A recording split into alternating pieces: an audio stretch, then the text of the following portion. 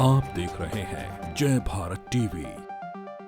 Jail में कैद Lawrence Bishnoi ने अन्न त्याग दिया है। उसने ब्रह्मचर्य को अपना लिया है। लॉरेंस बिश्नोई की तरह एक और कैदी है जिसने जेल में संन्यास ग्रहण कर लिया है। उसका नाम है पीपी उर्फ प्रकाश पांडे उर्फ बंटी पांडे। अब सवाल है कि जेल में बंद इन दुर्दांत अपराधियों को आखिर ऐसी कौन सी आध्यात्मिक शक्ति मिल रही है, कौन सा ज्ञान प्राप्त हो रहा है कि ये जेल के भीतर ब्रह्मचर्य और संन्यास जैसे आध्यात्मिक जीवन की तरफ बढ़ रहे हैं। आज की चर्चा इसी मुद्दे पर। नमस्कार, जय भारत टीवी देखना शुरू कर चुके हैं आप। मैं हूं हेमभट्ट। लॉरेंस बिश्नोई ने क्यों ब्रह्मचर्य को अपना लिया, क्यों उसने अन्न खाना छोड़ दिया, इसकी वजह क्या है? क्यों पीपी ने संन्यास लिया और उसके पीछे का कारण क्या है, ये मैं आपको बताऊंगा। लेकिन इससे पहले समझिए, इन दोनों अपराधियों का आपस में एक कॉमन फैक्टर निकल कर आ रहा है और वो है आध्यात्म से जुड़ा हुआ। क्या ऐसा है? क्योंकि अब इन दोनों को लोग हीरो की तरह भी प्रस्तुत कर रहे हैं। दोनों की जो आपराधिक जर्नी है वो अलग अलग रास्तों से शुरू हुई, लेकिन मंजिल एक थी, अंडरवर्ल्ड का सिरमौर बनना। अलग अलग रास्तों से दोनों मुंबई जाना चाहते थे। लॉरेंस बिश्नोई तो जेल में पहुंचा और पीपी जेल के बाहर कांड करता रहा। लॉरेंस बिश्नोई जेल के भीतर से कांड करता है।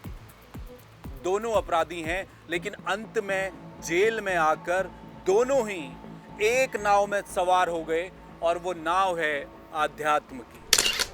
क्योंकि एक ने ब्रह्मचर्य और दूसरे ने संन्यास अपना लिया। अब पहले बात पीपी की कर लेते हैं।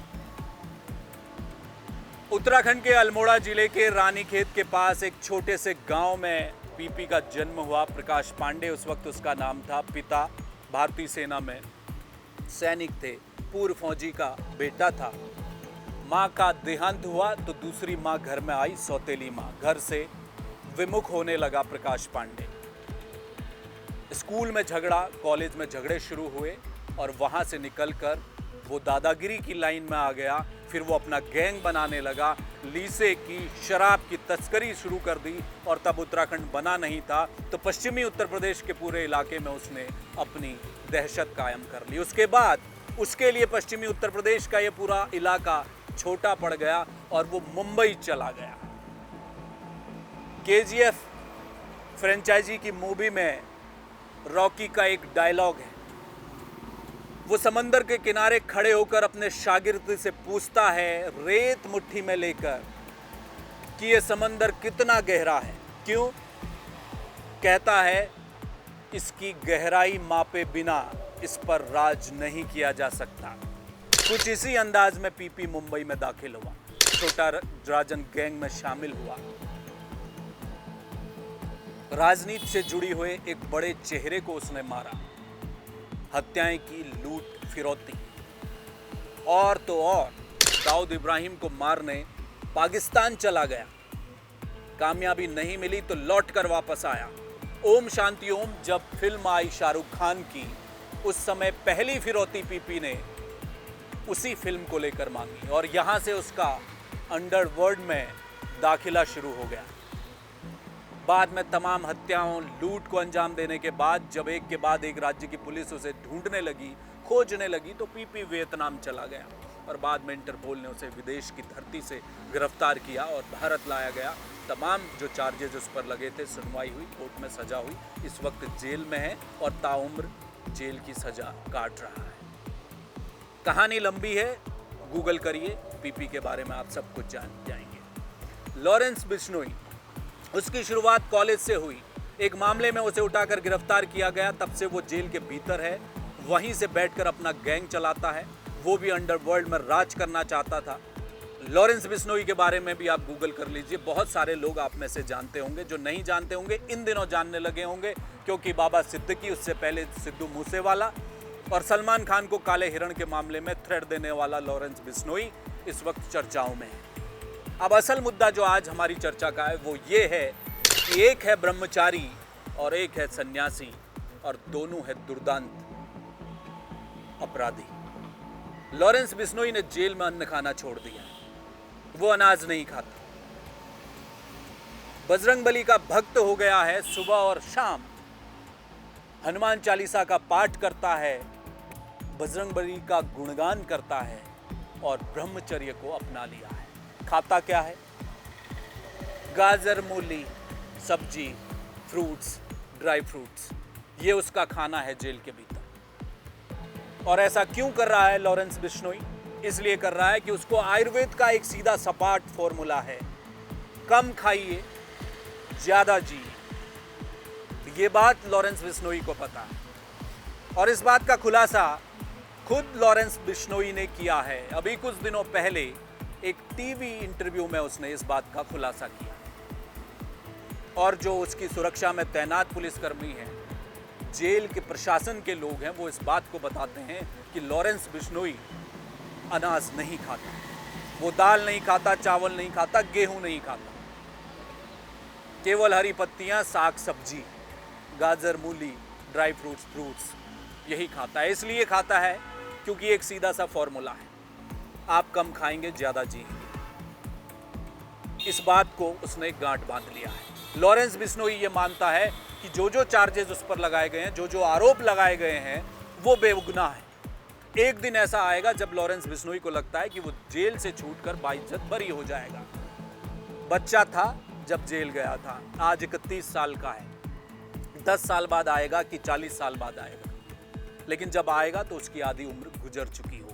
ऐसे में उसे लगता है कि अगर मैं आयुर्वेद के इस फॉर्मूले पर दिनचर्या अपनी रखूंगा, ब्रह्मचर्य का पालन करूंगा, तो जब मैं जेल से बाहर आऊंगा तो मेरे पास 10 से 20 साल की उम्र और बची रहेगी। यानी कि वो अपनी उम्र को रोक लेना चाहता है। और आयुर्वेद कहता है, चरक संहिता में पूरा उल्लेख है कि कैसा खान पान आप रखेंगे, आप लंबा जिएंगे। जो दुनिया भर के 5 ब्लू जोन माने जाते हैं, इटली में, जापान में, अलग अलग देशों में, क्यों वहाँ के लोग ज़्यादा जीते हैं? तमाम स्टडी की गई, पता चला कि वहाँ के लोग कम खाना खाते हैं। अमूमन आप और हम जो खाना खाते हैं, शरीर को मान लीजिए 100% खाना चाहिए, लोग खाते हैं 150%, 200%। शरीर की एनर्जी लगती है। कम खाना खाते हैं। और जिस ब्लू जोन की मैं बात कर रहा हूँ, और दुनिया में ऐसे कई जगह हैं जहाँ ये स्टडी की गई है, ये सर्वे किए गए हैं और पता चला है कि जैसे जापान है और तमाम जगह की कुछ इलाके हैं, वहाँ लोग ज़्यादा जीते हैं, उनकी उम्र ज़्यादा होती है। क्यों होती है? क्योंकि वो 100% खाना नहीं खाते, 150-200% खाना नहीं खाते, वो भूख से कम खाते हैं, केवल 80% खाते हैं, इसलिए उनकी उम्र ज़्यादा होती है। और इसी फॉर्मूले को जेल के भीतर लॉरेंस बिश्नोई अपना रहा है। वो ब्रह्मचर्य का पालन कर रहा है, वो बजरंगबली का भक्त बन चुका है, अनाज खाना उसने छोड़ दिया है। दूसरी ओर पीपी ने जेल में अचानक संन्यास ग्रहण कर लिया। बीते दिनों खबरें आई, पता चला कि नेपाल के पशुपतिनाथ मंदिर से कुछ साधु आए, हरिद्वार के जूना अखाड़ा से भी कुछ लोग गए, जेल में उसको संन्यास की दीक्षा दी गई और पीपी उर्फ प्रकाश पांडे उर्फ बंटी पांडे बन गया प्रकाशानंद महाराज। वो मठाधीश बना दिए गए। जब मामला खुला, चर्चाएं हुई, तूल पकड़ा मामले ने, तो जूना अखाड़े ने जांच बिठाई और कुछ दिन पहले उसे, उसकी जो संतई है पीपी की, उसे बर्खास्त कर दिया गया और वो कौन लोग हैं उन पर भी जांच चल रही है। लेकिन पीपी को संन्यास दिलाना सही था, गलत था, किन लोगों ने दिलाया, वो सही था या गलत था, ये एक अलग विषय है। लेकिन ये बात सच है कि प्रकाश पांडे उर्फ पीपी ने अपने मन से खुद को सन्यासी मान लिया है। वो जेल में भीतर रहकर, जितने दायरे में भीतर रहकर सन्यास की दीक्षा ले सकता था, सन्यास के लिए कुछ कर सकता था, उसने उतना ही किया। यानी वो मन से सन्यासी हो चुका है। कुछ दिनों पहले जब वो अपने पिता की मृत्यु के बाद हल्द्वानी पहुंचा था, तो गेरुए कपड़े पहनकर लोगों ने उसे देखा तो लोग हैरान हो गए। तब ये मामला खुला कि उसने तो सन्यास ले लिया। एक अपराधी जिसने जीवन भर न जाने कितनी हत्याएं की, एक अपराधी जिसने न जाने जीवन भर कितनी फिरौतियां मांगी, अंडरवर्ल्ड में राज किया, न जाने कितने मुल्कों की पुलिस उसे खोजती रही और अंत में इंटरपोल ने गिरफ्तार किया, भारत में लाकर मुकदमा चला और उसे ताउम्र जेल की सजा वो काट रहा है, वो सन्यासी बन गया। और ये दोनों फैक्टर कॉमन निकल कर आ रहे हैं लॉरेंस बिश्नोई और पीपी के साथ। अब सवाल ये है कि ऐसा इन अपराधियों को कौन सा ज्ञान मिल गया जेल के भीतर? क्या ये सही है? सवाल ये भी है कि क्या जो व्यक्ति अपराध के रास्ते में चल पड़ा है, क्या उसे सुधरने का मौका नहीं मिलना चाहिए? क्या उसे आध्यात्म की राह में जाने का अधिकार नहीं है? लॉरेंस बिश्नोई अगर ब्रह्मचर्य का पालन कर रहा है, पीपी अगर सन्यासी बन चुका है, तो इसमें दिक्कत किसी को क्यों होने लगी? सवाल उठने लगे कि ये लोग सही कर रहे हैं या गलत। कुछ लोगों ने दोनों को हीरो बनाकर पेश करना शुरू कर दिया है। लॉरेंस बिश्नोई के लिए अलग अलग तरह से लोग बाहर निकलकर सोशल मीडिया में उनका समर्थन कर रहे हैं, लेकिन आध्यात्म के रास्ते में चले ये दोनों ही अपराधी क्या अपने मुकाम तक पहुंच पाएंगे, ये सवाल है। क्योंकि भारत का प्राचीन इतिहास, भारत का मध्यकालीन इतिहास, भारत का आधुनिक इतिहास और वर्तमान तमाम तरह के किस्से, कहानियों और तथ्यों से भरा पड़ा है, जब अपराध के रास्ते में चलने वाले व्यक्तियों ने आध्यात्म की दिशा की ओर अपना मुंह कर लिया और आगे का सफर वो आध्यात्मिक होकर ही गुजारते चले गए।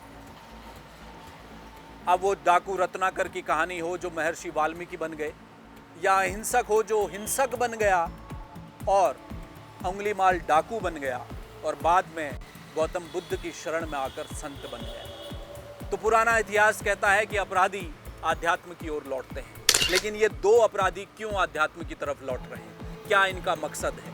क्या ये जेल से बाहर निकलने और उसके बाद के लिए अपनी जमीन तैयार करने की कोशिश कर रहे हैं?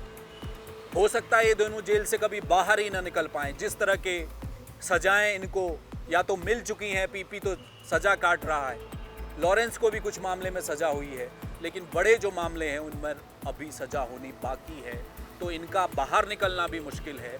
फिर अगर आध्यात्म की राह में चल रहे हैं तो किसी को क्या दिक्कत होनी चाहिए? मैंने केजीएफ फिल्म का जिक्र इसलिए शुरुआत में किया क्योंकि जब तक भारत के समाज में बुराई में भी अच्छाई खोजने की एक अलग सी ललक दिखाई देती है। हम रावण को हर साल जलाते हैं, रावण दुर्दांत था, अपराधी था, अधर्मी था, ये हम कहते हैं, लेकिन साथ में हम रावण की अच्छाइयों को भी गिनते हैं, गुणते हैं, समझते हैं, बताते हैं, कहते हैं। और जब तक केजीएफ जैसी फिल्में आएंगी पैन इंडिया में, वो दिखाएंगी कि एक अपराधी कैसे दुनिया का हीरो बन जाता है और लोग उस फिल्म को देखने के लिए थिएटर में लाइन लगाकर खड़े रहेंगे। तो ऐसे समाज में इस तरह के दुर्दांत अपराधी जब आध्यात्म की ओर आएंगे, गेरुआ वस्त्र धारण कर लेंगे, ब्रह्मचर्य का पालन करेंगे, तो जाहिर सी बात है लोग इनकी चर्चा करेंगे। क्या इसी चर्चा को पाने के लिए इन दोनों ने ये कदम उठाया है? ये बड़ा सवाल है। इस खबर में हमारे साथ जुड़ने के लिए आप सभी का बहुत शुक्रिया। देश और दुनिया की तमाम छोटी बड़ी खबरों के लिए आप देखते रहिए जय भारत टीवी। मुझे दीजिए फिलहाल इजाजत। नमस्कार।